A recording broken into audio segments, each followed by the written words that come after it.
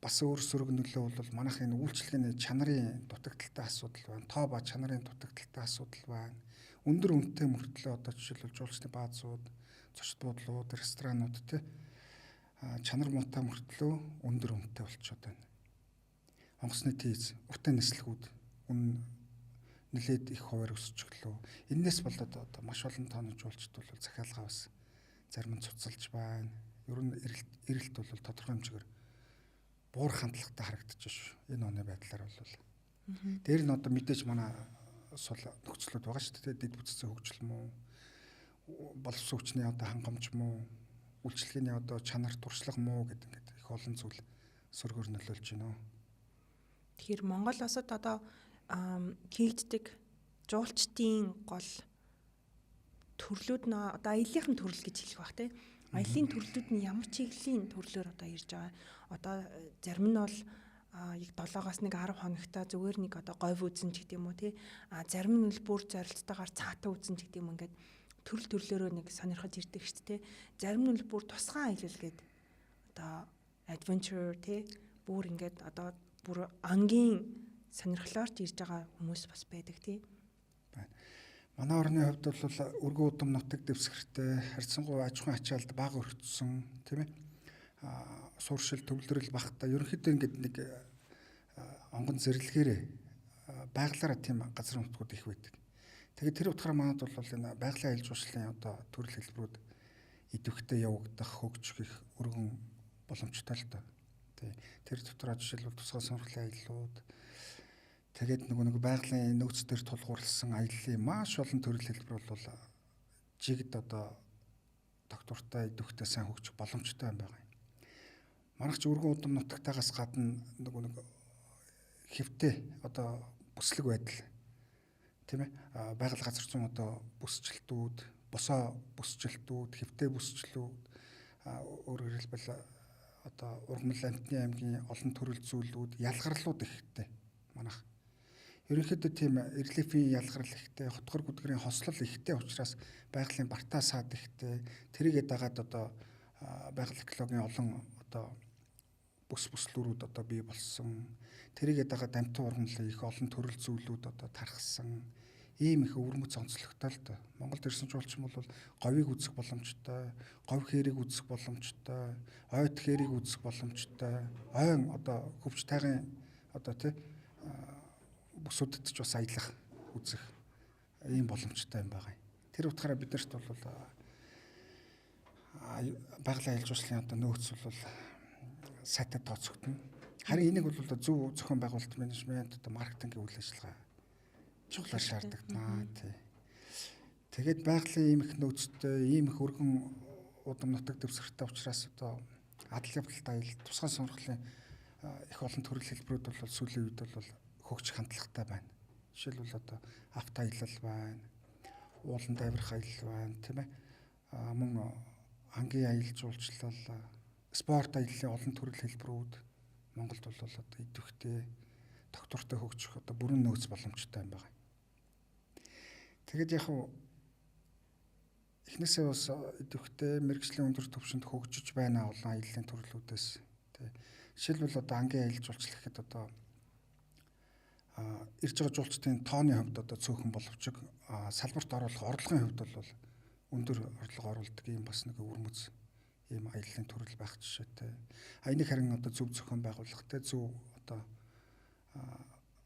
хэрэгжүүлэх нь одоо чухал асуудал байгаа. Хэрвээ тэгэх юм бол аялал талд ашигтай улсын одоо эдийн засаг салбарын орлого нэмэгдэн нөгөө талаас одоо байгаль экологи одоо амьтдын тэр хадгалалт хамгаалал сурталчилгаа асуудалд бас эерэг нөлөөтэй. Тэ нөгөө талаас жуулчин маань бас тэ сэтгэл зүй бие физиологийн одоо кайф мэдрэх өссөн үйлчлэгээ одоо өндөр түвшинд одоо манахаас одоо худалдаж авах ийм боломжууд бол байдаг юм байна. Тэгэхээр энэ тоо жишээлбэл хаанаас одоо байгаль орчны яамнаас тэр тоог нь зааж өгдөг эсвэл сум, аймаг, засаг даргууд нь тэр тоон дээр тулгуурлаж өгдөг юм уу? Тусгай аяллууд, ангийн аяллууд гэхээр ч одоо зарим хүмүүс бол баахан хүмүүс хурж ирээл нөгөө аргал янгируудын бүгдийг буудаж залал явчлаа гэд зарим нь бол одоо дургуцаад идэг шүү дээ тийм ээ. Тэгэхээр дотооддоо бас хууль бус ангуудаас зөндөө явагддаг баг тийм. Энэ гадаадын анчтын агнах ангийн тоо хэмжээг бол байгаль орчны яамнаас жил бүр одоо шинжилэн тогтоодгийн. Тэгээд аргал янгэр гэх мэт одоо Монголын одоо гадны жуулч сонирхдаг одоо түгээмэл нийтлэг ийм амьтад гэвэл одоо аргал янгэр гэл эхлэн л марал буг гэх мэтчлээ. Энэ амьтдын тоог бол яамнаас судалгаа дүгнэлтийн үндсэн дээр тогтооно. Тэгээд агнах барих зөвшөөрлөг хураамж болон тэр одоо зөвшөөрлийг худалдаж авах үн ханшийг олон улсын одоо нээлттэй үзэсгэлэн худалдаан дээр бол үнэ хэлэлцүүлж одоо ангийн тур компаниуд бол зөвшөөрлөө авдаг.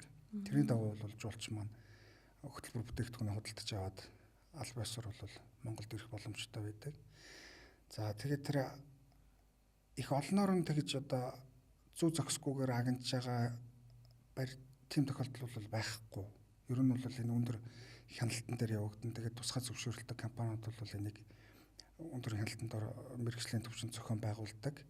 Тэгээд жишээлбэл агнах барих амтны тоо толгой хэмжээг тогтоохдоо жишээлбэл нас үс одоо тэр одоо газар орон нутаг тархац байршил илбэг байдал ховор байна уу? Тэгээд ямар насны амтныг хизээ агнах уу? Хичнээн тоогоор агнах уу гэдэг чинь нарийн зохицуулттай л та. Тэгэхээр байгаль эхлэгт бол харьцангуй тийм сөрөг нөлөө нь бол бага. Жуулчинд өгж байгаа зөвшөөрөл бол аль болох одоо үржил селекц одоо сүргийн бүтцэд одоо эерэг нөлөө нь багассан тийм ээ. Гэхдээ их эвэр туурай томтой сүрлэг үржил селекцийн нөлөө одоо буурсан тийм амьтныг сонгож агнадаг. Тэр утгаараа байгаль эхлэгт бол хохирол бага. Тэгээд ч одоо энэ сошиалор одоо харагдаад байгаа шиг сурталчлаад байгаа шиг тэгж ихээр нь одоо алж хяддаг тийм үзэгдэл бол байхгүй л дээ. Харин нөгөө талаас бол орон нутагт за ингээд дотооддоо тийм ээ улаан ангийн асуудал бол байдаг л да. Тэр бол сөрөг үзэгдэл мөн. Тэрийг бол одоо хянах, зохион байгуулах тийм ийм шаардлагатай. Тэгээ улаан ангийн хор нөлөө бол мэдээж одоо тэр бол асар их урттай л доо.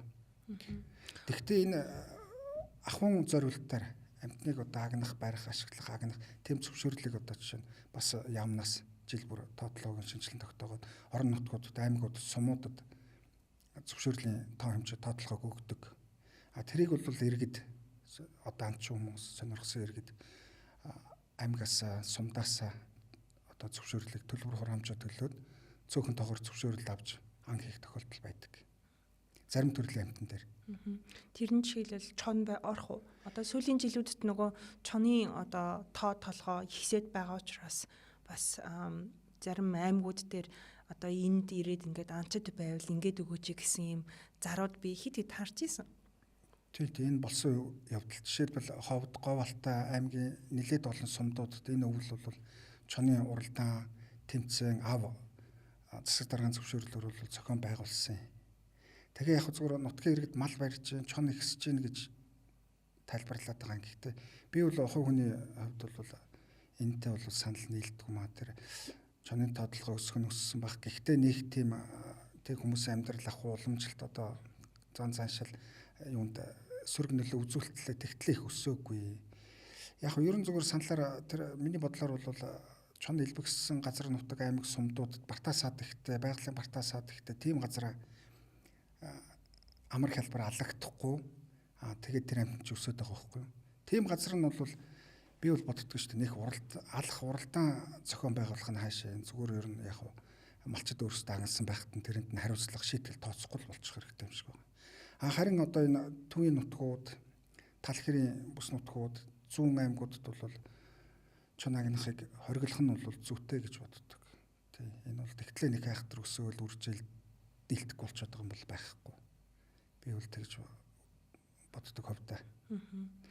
За сүүлийн үед Монгол орны одоо бүс нутгаар дайрч өнгөрч байгаа жуулчид бас хид байгаад байгаа. Та хамгийн сүүлд Ичи Boots гэдэг мотоциклтай аялагч эмэгтэй Монгол орноор дайрч өнгөрч байгаа харагдсан. За тухайн жуулчин эмэгтэй одоо YouTube-ийн бичлэг бол Монгол орноор аялж байгаа хандлтын тоон бол сүүлийн одоо хэдэн жилүүдэд хийсэн YouTube-ийн бичлэгэн дээр одоо танталтын тоогоор Монгол орных бол хамгийн өндөрт орсон байна гэд тоо гарч исэн тий. Тэгэхээр энэ ер нь Монгол улсад Монгол орноор ингэж мотоциклтай аялахад та бас мотоцикл ундаг тий. Тийм болохоор асуучлаа. Мотоциклтай ер нь аялахад хэр чанга байдгийн одоо хэр бэрхшээлтэй гэдгийг хүнд ялангуяа эмэгтэй хүнд тий. Тий. Эмэгтэй хүний хувьд бол жоохон чанга л да. Ер нь Монгол орн бол энэ хэрийн кемпинг хийгээд ингээ явхад хамгийн их одоо тохиромжтой, хамгийн их нөөц болцоо сайтай ийм ховор улс орнуудын томд тооцогдно. Дэлхийд дээр одоо ийм чөлөөтэй газар нутаг бол улам бүр хумигдсаар байна. Тий.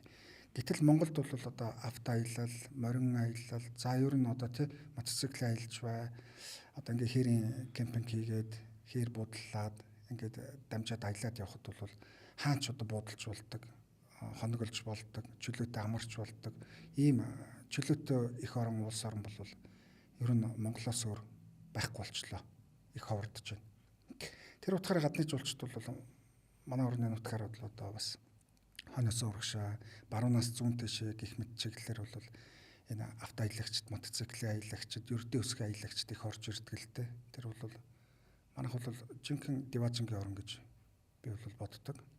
Би өөрөө ч гэсэн одоо улс орныхоо олон аймаг сум ихэнх газраар ерөнхийдөө янз бүрийн хэлбэрээр төрлөөр бол аялаж үзлээ л дээ. Тэгээд ингэхээр бол харьцангуй их эрх чөлөөтэй ийм улс орн юм аа манайх бол тий.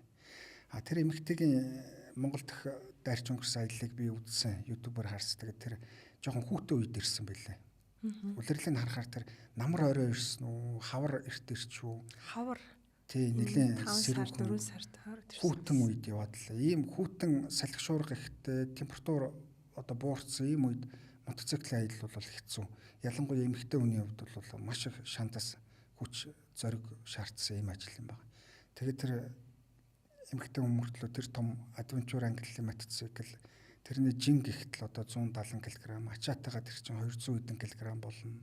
Тэгээд одоо ерөнхийдөө тийм говь хээр талын нутгаар явсан байлаа шүү дээ. Тэр чинь яг хүүтэй үед явхад бол хэцүү салхи ихтэй тий илүү их бартаатай их хүнд нөхцөл гэж үздэг. Өөр хангаад явж байхдаа шаварт суугаад мотоциклоо юмар гүдж жагаад татаж гаргаж явах жишээ нэ тийм ээ. Тэгэхээр би бол гайхсан. Өөрөө би бас мотоцикл ундаг хүн. Тэр том мотоциклийг шаварт суусан мотоциклийг одоо гаргана гэдэг чинь бас тий хэцүү байдаг. Хэр их хүч, хэр их одоо авьяас, ур чадвар шаардж ийнэ гэдгийг бас нэг талаас харуулж байгаа. Нөгөө талаас бас нэг дугуйн хагараад нэг Монгол залуу гэр бүлтэй тусалж байгаа. Гэх мэтчлэн ингээд Монголд бол аялал жуулчлал хөгжөхөд бол бүх талын нэг талаас давуу тал болж ин л доо. Одоо маш инэрэнгүй, хүнлэг, найрсаг гэдэг. Нөгөө талаас бас нэг Монгол улсад бас нэг аялал жуулчлал хөгжихгүй байгаа зүйл нь бас нэг сул талууд байна тийм ээ. За аялал жуулчлалын ялангуяа энэ салбарын бодлого бас зөв зохистой явахгүй байна уу да гэдэг нэг юм шүүмжийг миний зүгээс бол бас нэг талаас харж байгаа. Нөгөө талаас бас Монгол улсын нийгмийн эдийн засгийн амьдрал бас тийм сайнгүй учраас одоо pickpocket гэдэг байгаа тийм ээ. Хармааны хулгайч нар.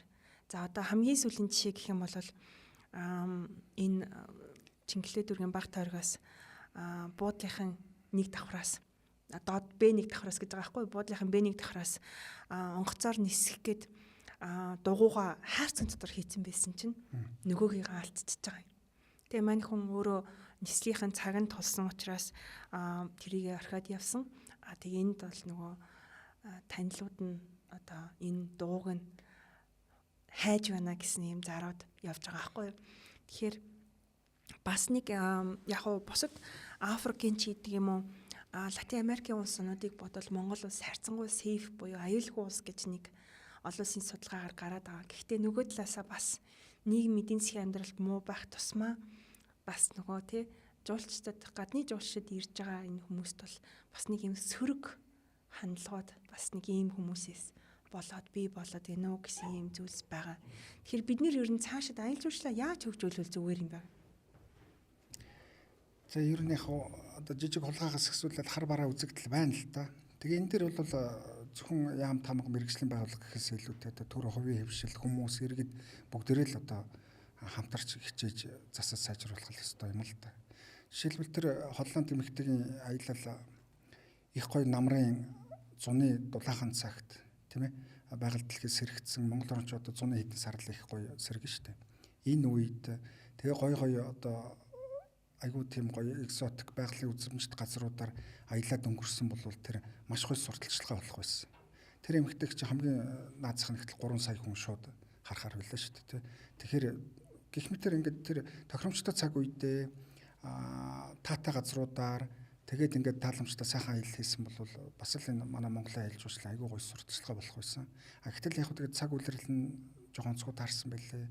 Явж байгаа маршрут нь говьцөл тал хэрийн тийм салхи шороо ихтэй тийм газраар явж өнгөрсөн байна. Дээр нь тэр бас нэг малчин айл тусалсан байна. Тэр бол зочломтгоо найрсаг гэдгийг харуулж байна бас эерэг үзэгдэл. Гэх мэтэр ингээд хөдөөгийн айлуудч бай, нутгийн иргэдч бай, иргэд хүмүүс, байгууллагууд, аялал жуулчлалын компаниуд бүгд л хичээх хэрэгтэй. Үйлчлэгээ чанартай болох хэрэгтэй. Үнийг бууруулах хэрэгтэй. Хөдөө орон нутаг одоо хот хөдөө гэлтгүү гадны жуулчинд одоо бас тусалдаг байх хэрэгтэй. Тэгэхэд сая гэхтэл би одоо бас нэг гадны жуулчин жижигхэн бас хэмжээндээ бас нэг тус хүргэчээд л ирлээ тий. Гэтэ Монголиуд дээр мотоциклэнд сервис тос солиулах гад байжсэн ч тэнд нэг Холландаас аялж байгаа аялагч байна. Ганцаараа бас адвентур мотоциклтэй хүн. Тэгээд тэр Yamaha мотоциклтай аялагч гинжин нэвдэрсэн, гинжний араа ер нь тэр чигээр коморон солих шаардлагатай тийм хүн. Гэтэ Монголиуд дээр сая ороод ирсэн байсан. Тэгээ асуусан чинь гэтэ Монголиуд дээр болохоор гинжин байгаад ддэг. Араа болон бусад сетүүд нь байхгүй байгаа гэсэн. Тэгэхээр би тэрийг Total Motors гэдэг Yamaha Motors Монголын салбартай бүр нарийн мэргэжлийн инженертэй холбож өгөөд уулзуулаад тэгээд л бас ирлээ дээ. Нэг жуулчинд бас жижигхэн тус хүргэсэн. Тэр чинь тэгэл Монголыг сурталчилж штэ тийм ээ. Тийм тэгээд тэр хүн бас л их баярлж байлаа тий. Тэг зөв газараа Монголыг мэдэхгүй байхдаа Монголд Yamaha-гийн салбар байдаг гэж бас мэддэгч хүн байсан байна. Гэх мэтэр ингээд мэдээлэл дутагдлаа. Тийм таарсан. Багшаа энэ холын аялалд одоо аялахад гадны нөхдүүд яг ямар мотоциклтай аялаад байна. Хоёрдугаарт энэ бас монголчууд ч дотооддоо аягүй мотоциклтай аялаад ирч тээ. Зарим нь бол байктай гараал яваад байна. Тий. Байктай явхад одоо жишээлбэл холын зайд хэр ядардгийн тэр чинь ингээд өөр төр штэ тийм ээ. Зарим нь бол одоо кросстай яваад байна тий. Зарим нь бол кросстай явхад бас л тэр чинь кросс чи яг уртын аялалд бол бас тийм тохиромжтой бол биш штэ тийм ээ. Харин жишээлбэл хэд Бартац самын зориултын тэр кросс ангиллын мотоциклтэй шулуун замд хол явахад нэгдүгээр тохиромжгүй ачаа дааз муутай тэгээд өөрөө тэр чинь нөгөө илэгдэл эвдрэл ихтэй шулуун замд гэж олон цаг урт километр давхих зориулттай биш. Өндөр хурдж гарахгүй тийм зориулттай. Тэгэхээр тэрийг ерөөсөө яг зориултаараа л ашиглах хэрэгтэй юм байлээ. Ер нь бүх юмыг хийдэг нэг мотоцикл гэж байдгүй гэдгийг ойлгосон. Жишээл нэг мотоциклаар хол зайд давхиад, нэг мотоциклаар бартаанд ороод, нэг мотоциклаар байк шиг хурдан хурд хийгээд тийм боломжтой ер нь байдгүй байна гэдгийг ойлгосон. Тэгэхээр ер нь аяллахад төрөл хэлбэр зориултаас хамаарат тэр мотоциклаа бас зөв сонгох. Ер нь их л олон төрлийн мотоцикл хэрэг болно л доо. Гадны жуулчд бол уртын аяллаа хүмүүс бол ихэвчлэн адвентур ангиллын том оврын мотоциклтай аялдаг. За тэгээд тэр бол шулуун замдаа хол давхихад давуу тал ихтэй боловч яг ийм ууланд нөгөө одоо өндрийн болон ялгарал ихтэй тийм бартаа сааттай газруудад бол тэр их чин ихтэй, тэр их овр хэмжээ томтой тэр мотоцикл бол бас тохиромжгүй болоод ирдэг. Тэгэхээр энэ аялагчд бас энэ замаа зөв маршрутаа зөв сонгож аялах нь их чухал л да.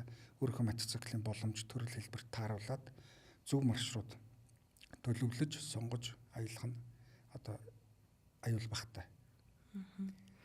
Тэгэхээр энэ тусгай аяллаа төрлүүд гэдэгт нь яг юу арах вэ? Өөний надлын явдал тусгай сонирхлын аяллаа төрлүүд бол одоо маш олон л доо. Ер нь одоо манай орны хувьд хөгжсөнийг ярьсан ч тэр бүх дэлхийн олон улсын хэмжээнд ч тэр ингээ яриул одоо тэгэл агарын бөмбөлгөөр нисгээс ихсүүлээл одоо морин аялал, мотоцикл аялал, усан чумбах, завны аялал гэл ингээл энэ бол хязгааргүй маш олон төрөлт. Тэрээс бол нэлээд их олон төрлүүд нь Монгол оронд бол бас эд вэхтэй сүүлийн үед хөгжиж эхэлж байна. Тэгээд түрүүн бас хэлстэй адал явдалт аяллаа тусгай сонирхлын олон төрөл хэлбэр одоо их одоо хөгжих таатан нөхцөл боломж өгөх орн бол Монгол юм байна. Манай орны хувьд бол тансаг үйлчилгээ одоо тансаг нарийн одоо хоолундаа байр сууц үйлчилгээ хайж ирэхээс илүүтэй одоо байгальд тулгуурласан адал явдалт тусгай сонирхлын аяллаа төрөл хэлбэрүүдийг одоо сонирхож сонгож ирвэл илүү их сонирхолтой, илүү их одоо тохиромжтой, илүү их одоо чадвар нөөцтэй ийм уран юм байна. Жуулчид ирэхээр хамгийн түрүүд надаас юу асуудаг вэ гэхээр хостой орж бүх төрлийн амтнуудыг хармаар байна. Ялангуяа тахичин хармаар байна. Тэ зэрлэг адуу гэж нэрлэдэг байгаа энэ амтны чинь яг Монгол морьтой харьцуулмаар байна.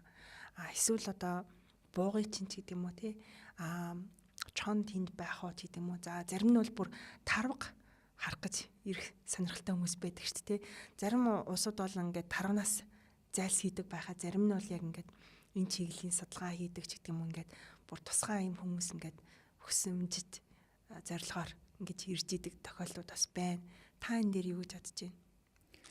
Тэгээ хустай байгалийн цогцлбол газар бол Улаанбаатар хоттой хамгийн ойрхон. Тэгээд дид бүтцсэн хөгжсөн автоцамтай утас сүлжээ холбоо харилцаа сайтай очиод тоглог тухтай 2-3 чихэд хэдэн ч жуулчны баазууд байна. Тэр утгаараа жуулчд устаар баялах үзэгдэл тохиолдол их байдаг л та. Устад очиод тэр нөгөө байгалийн цогцлбол газар хөгжүүлсэн нөгөө тахийг үзэх.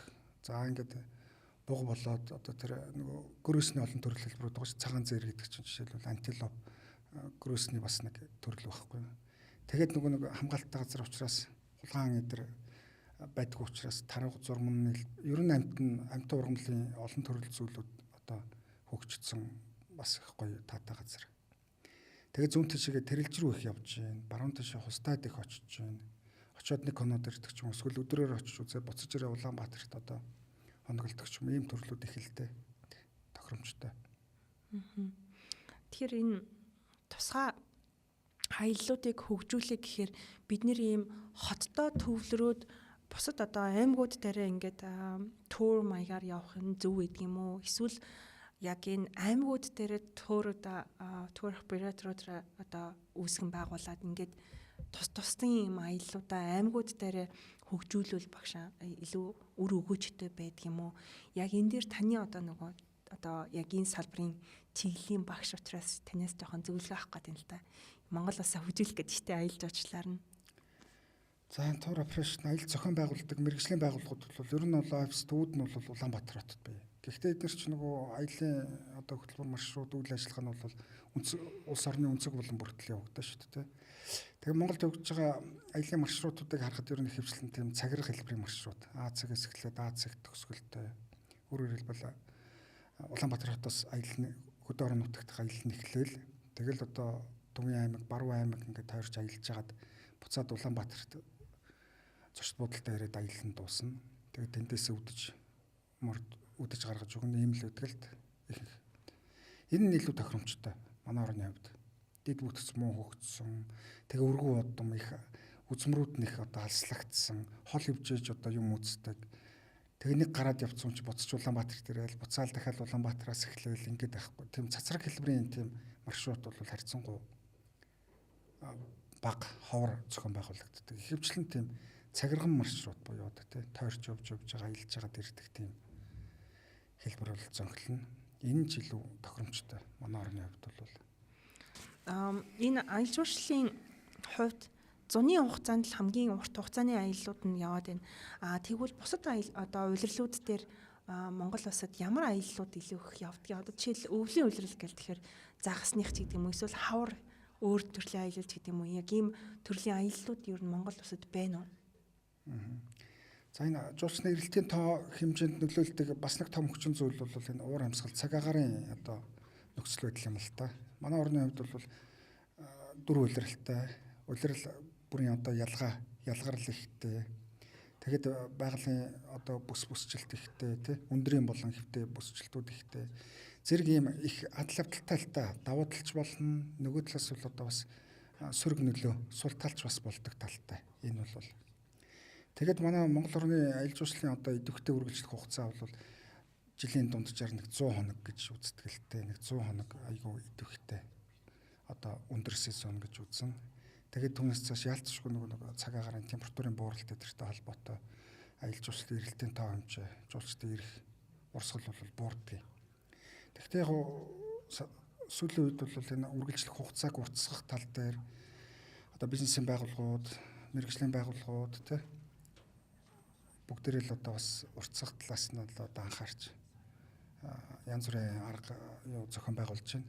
Жишээлбэл одоо намар 9 сарыг дуустал үргэлжлэх. За хавар бол 5 сард одоо зарим чиглэлүүдэд жишээлбэл говьд жишээлбэл Алтан өвөр говьд говийн одоо бүс нутгуудад 5 сард аялахад их тохиромжтой таатай болцсон байдаг. Аль хэзээний дулаарцсан, ногоо цохицсан, ургацсан. Гэтэл одоо харьцангуй хойд өргөргийн нутгуудад хангай хүчин нутгуудад бол дулаараг байдаг байхгүй юу? Говьд бол 5 сар цаахан дулаарцсан байдаг. Тэгэхээр говийн аяллуудыг 5 сард эхэлчих хэрэгтэй. Мөн бас одоо 9-10 сард говийн аяллуудыг одоо арай хожуу дуусгах хэрэгтэй. За тэгээд өвөлдөөч гэсэн одоо тусгай сонирхлын адал явдалд одоо тий хүн өөрөө сонгоод ирж сонгосон сонирхсан тохиолдолд ийм сонирхдаг өөрийн хүсэл сонирхлоор эрсдэл хийж ирдэг тийм адал явдал аяллаа төрлүүдийг бас өвлөө үлрэл зохион байгуулах хэрэгтэй. Авто аялал, нохоо чарганы аялал байна. Одоо уулын одоо аяллаа олон төрөл хэлбэрүүд байж болж байна. Ангийн аялал жуулчлал байж болж байна. Энэ нь бол яг өвөл явагдах тохиромжтой байдаг. Гэх мэт тэр аялал жуулчлалын улирлыг үргэлжлэх хугацааг уртасгах, эрэлтийн тоо хэмжээг нэмэгдүүлэх талаас нь бол одоо хаанаа л одоо анхаарч ажиллаж ах шиг байна л та. За баярлалаа. Тэгэхээр өнөөдрийнхөө подкастыг Сүмбэр агшаага буюу аялал жуулчлалын салбарт маш олон жил ажиллаж байгаа. За дээрээс нь аялал жуулчлалын салбарт бас тодорхой хэмжээний хувь нэмрээ оруулаад явж байгаа ийм сонирхолтой яриа өгөхөөр өнөөдөр бидний урилгыг хүлээж авсан Сүмбэр агштай дахин таны ажил хөдөлмөрт нь за дээрээс нь аялалд нь 100 болох аялалд нь за амжилт хүсээд ингээ өнөөдрийнхөө подкастыг дуусгая, өндөрлүүлье агшаа. За тэгээд бидний урилгыг хүлээж авсанд дахин талархлаа танд. За баярлалаа.